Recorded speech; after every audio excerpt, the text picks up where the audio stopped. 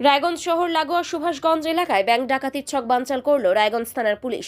গোপন সূত্রে খবরের ভিত্তিতে হানা দিয়ে রায়গঞ্জ সুভাষগঞ্জ বাজার থেকে আগ্নেয়াস্ত্র ও কার্তুজ সমেত গ্রেপ্তার করা হয় 4 জনকে। ধৃতরা হলো সুমন সরকার, বাড়ি রায়গঞ্জের কাঞ্চনপল্লী এলাকায়।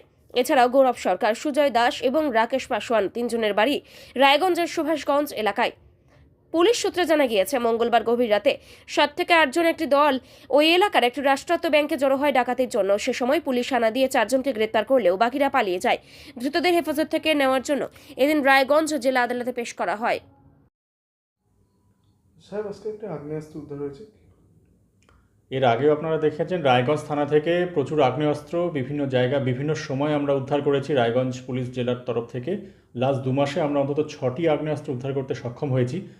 আমরা গতকালকে সুভাষগঞ্জ বাজারে মিডনাইট প্রায় 2:30 to 3 AM এই টাইমে আমাদের রায়গঞ্জ থানার আইসির নেতৃত্বে এবং তার পিসি পার্টির নেতৃত্বে আমরা রায়গঞ্জ বাজারে আমরা রেড করি এবং সেখানে 4 জনকে আমরা অ্যারেস্ট করতে পেরেছি।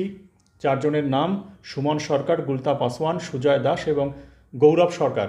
এদের কাছ থেকে আমরা improvised fire arms pi, improvised fire arms and 1 round of ammunition.